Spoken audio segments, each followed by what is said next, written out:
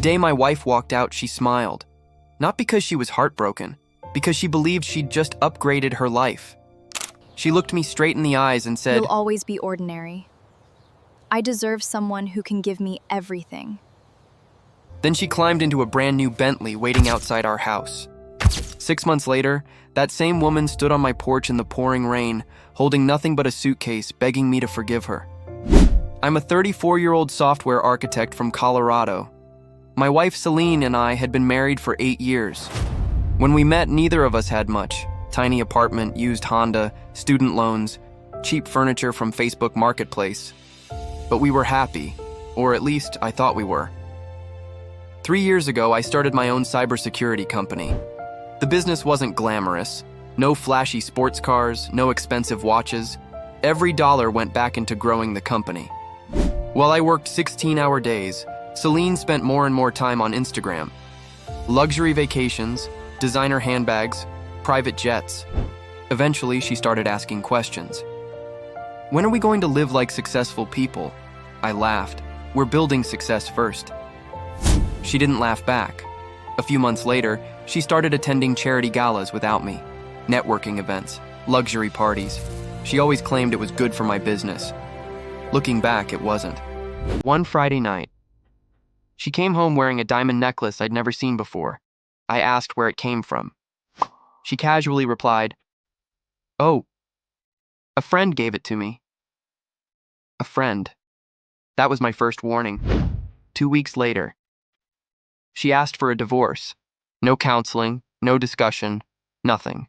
Just divorce papers. Then she finally admitted the truth.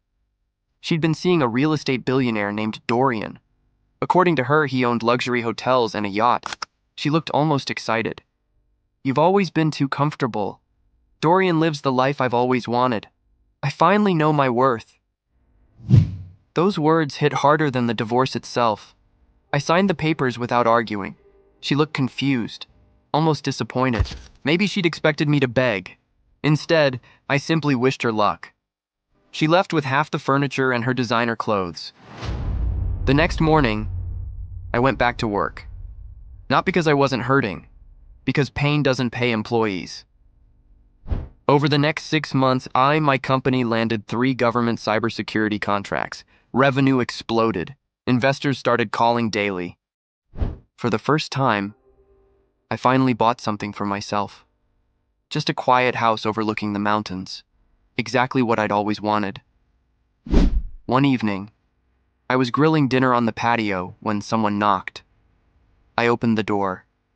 There stood Celine. No makeup, no luxury purse, no Bentley. Just tears. She looked completely different. I made the biggest mistake of my life. Apparently, Dorian wasn't the generous billionaire she imagined.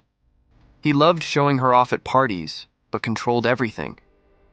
When the attention faded, he replaced her with someone younger. She said, "I thought money meant happiness. I was wrong. Can we try again?" I looked at her for a long moment. This was the woman who had laughed at my dreams.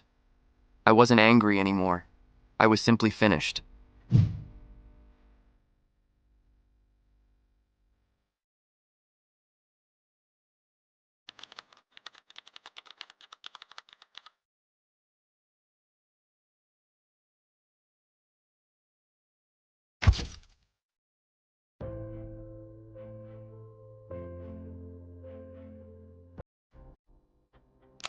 "I've changed."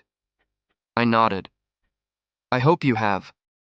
But the version of me that would have taken you back, he disappeared the day you walked away." I wished her the best, closed the door. And for the first time since the divorce, I felt completely free. Real love doesn't disappear when someone richer walks into the room. If it does, it was never really love. A week later, I heard that Celine had moved back in with her parents. As for me, I never celebrated winning because relationships aren't competitions. But every morning, I felt grateful. Not for the money, for the lesson.